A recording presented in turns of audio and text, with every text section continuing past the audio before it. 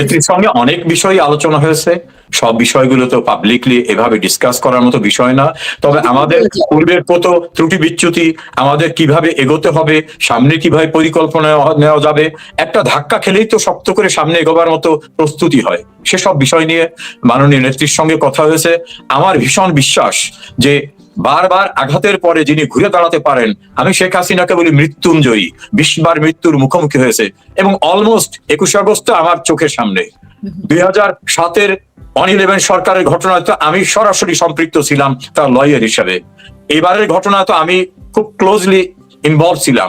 সব মিলে আমি বলবো শেখ হাসিনার অভিজ্ঞতার ভান্ডার সমৃদ্ধ হয়েছে, তার ভিতরে একটা জাদুকরী শক্তি আছে এবং তার দেশপ্রেম, তার সততা, তার নিষ্ঠা, তার অধ্যাবসায়, তার পরিশ্রম সব মিলে তিনি আবার ঘুরে দাঁড়াবেন, আওয়ামী লীগকে ফিরিয়ে আনবেন। শুধু না, মুক্তিযুদ্ধের পক্ষের সকল শক্তিকে তিনি রিইনস্টিটিউট করবেন, এটা আমার বিশ্বাস জন্মেছে।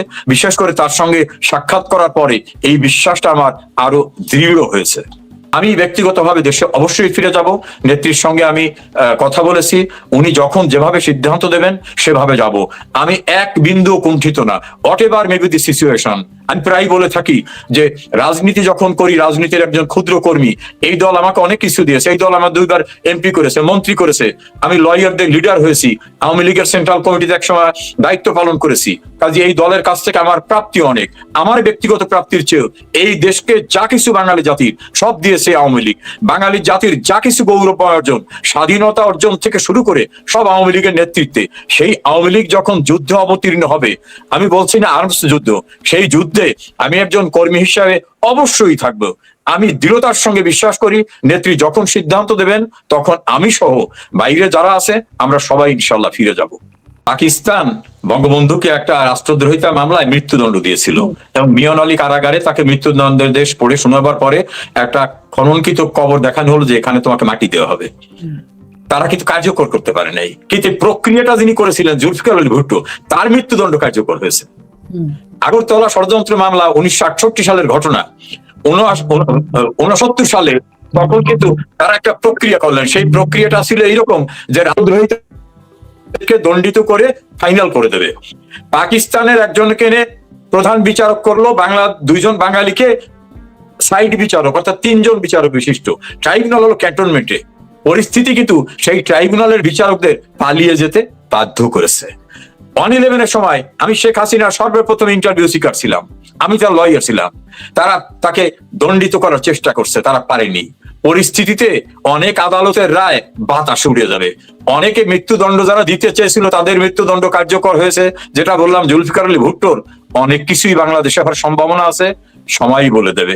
আমাকে অসংখ্য মামলা আসামি করা হয়েছে, অথচ কোটা বিরোধী আন্দোলনের সময় আমি আওয়ামী লীগের কোনো পোর্টফোলিওতে ছিলাম না, মন্ত্রী ছিলাম না, কোনো রোলে ছিলাম না। আমি যেসব এলাকায় 40 বছর যাইনি সেখানের মামলায় আমার নামে চার্জশিট হয়ে যাচ্ছে। এই সবকে ভয় পাই না। ওই যে একটা শব্দ আছে না, সমুদ্রে পেতেছি শয্যা, শিশিরে কি ভয়। যেখানে বঙ্গবন্ধু কন্যার বিরুদ্ধে 613টি মামলা, সেখানে আমি তো চুনোপুটি, কিছুই না।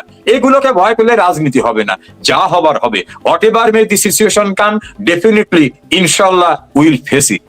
না, আপনাদের একটা প্রিপারেশন নিশ্চয়ই আছে, আইনি প্রিপারেশন ডেফিনেটলি আছে, সেইগুলো পাবলিকলি ডিসকাসের মতো বিষয় না। আমাদের সব প্রস্তুতি আছে, আমাদের সব প্রস্তুতি আছে। হ্যাঁ, আমাদের কর্মীরা শুধু জানুক যে আপনারা খালি হাতে বাংলাদেশে। আমাদের কর্মীদের সঙ্গে, আমাদের যারা মামলায় আসামি আছে তাদের সঙ্গে আমরা ভার্চুয়ালি কানেক্ট হই। আমার ল ফার্মের মাধ্যমে অনেককে আইনগত সহায়তা দেওয়া হচ্ছে। আমি বিভিন্নভাবে রোল প্লে করতেছি, অনেকের মামলা ড্রাফট করে পাঠাচ্ছি, বিভিন্নভাবে আমরা কাজ করছি।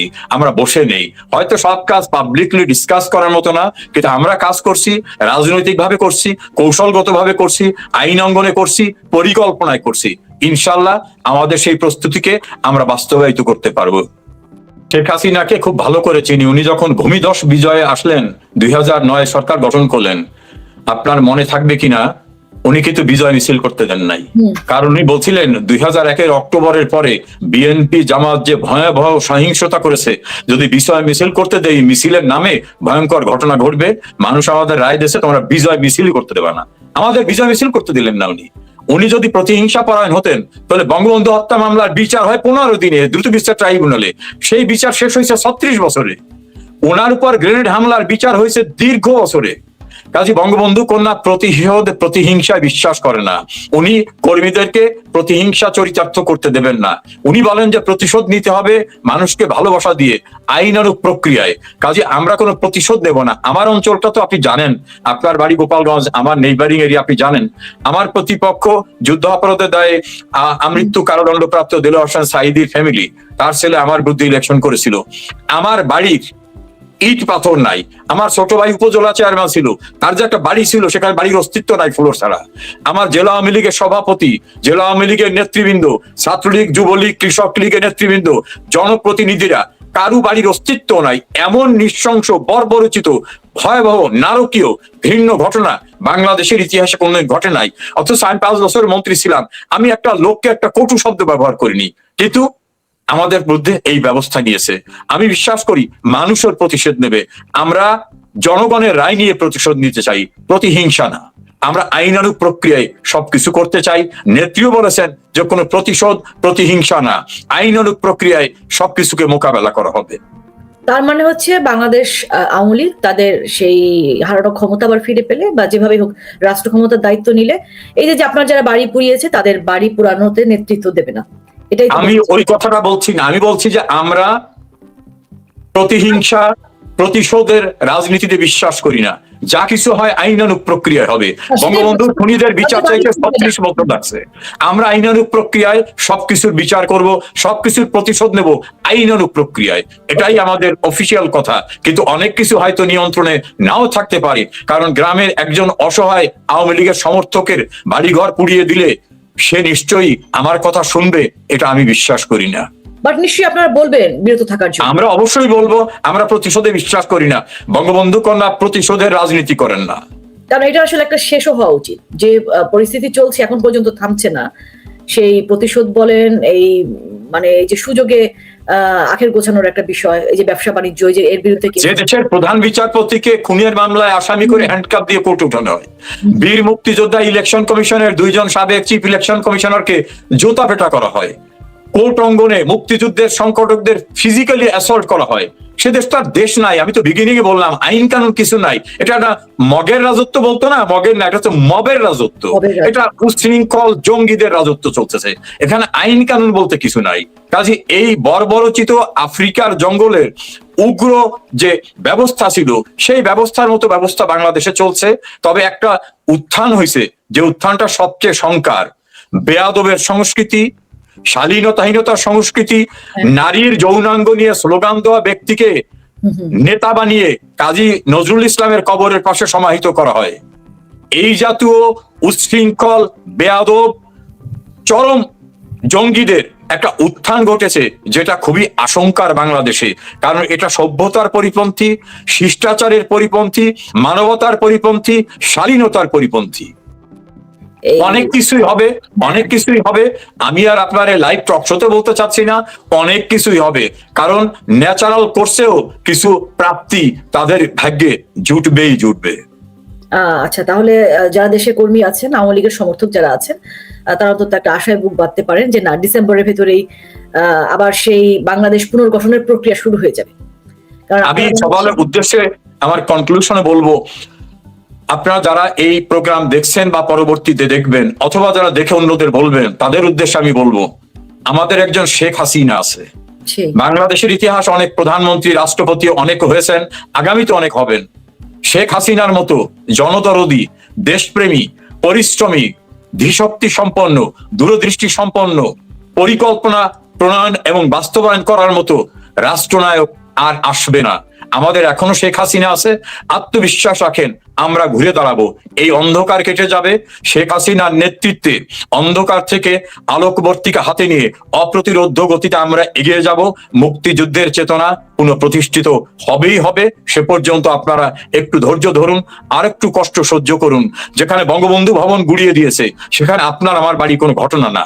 যেখানে জেলখানার ভিতরে মুক্তিযুদ্ধের সংগঠকদের মেরে ফেলা হচ্ছে, রাস্তাঘাটে মুক্তিযোদ্ধাদের মেরে ফেলা হচ্ছে, এটা কে বলা যেতে পারে? বিশ্ববিদ্যালয়ে একটা স্লোগান শুনছিলাম, বিপ্লব ধ্বংসের তাণ্ডব লীলা নয়, সৃষ্টির প্রসব বেদনা মাত্র। এই অপরাধ যারা করছে, তারা তাদের পতনকে ত্বরান্বিত করে নিয়ে আসছে। এবং এই যে বিচারাঙ্গনে যেটা ঘটলো, জেল হত্যার মতো ঘটনা, এবং আমরা কিন্তু একজন দুজন না, এটা নিশ্চয়ই বিচারের প্রক্রিয়া শুরু হবে আপনারা দেশে ফেরার পরে। আমি তো বললাম অনেক কিছুই হবে, কোনো কিছুই আনচ্যালেঞ্জ যাবে না, সবটারই কনসিকুয়েন্স তাদের ভোগ করতে হবে। আমরা সবটাই in due process of law করব।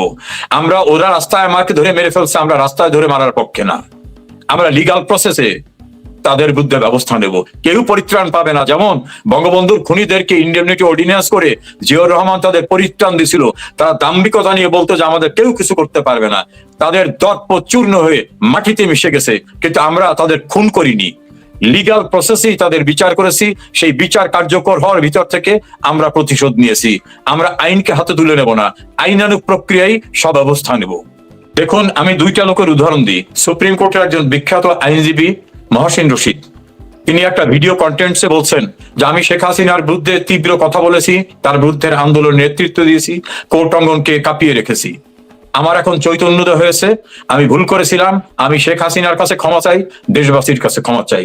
বিএনপি ঘরানার যে বিএফইউজে, বাংলাদেশ ফেডারেল জার্নালিস্ট ইউনিয়নের সভাপতি এম এ আজিজ, তিনি একজন সিনিয়র সাংবাদিক, তার একটা টকশো দেখলাম, তিনি বলছেন ইউনূসের পক্ষে কথা বলেছি, শেখ হাসিনার বিরুদ্ধে কথা বলেছি, আর্টিকেল লিখেছি, কিন্তু আমি বুঝতে পারিনি যে আমি একটি রাম ছাগল, শেখ হাসিনাই যথার্থ।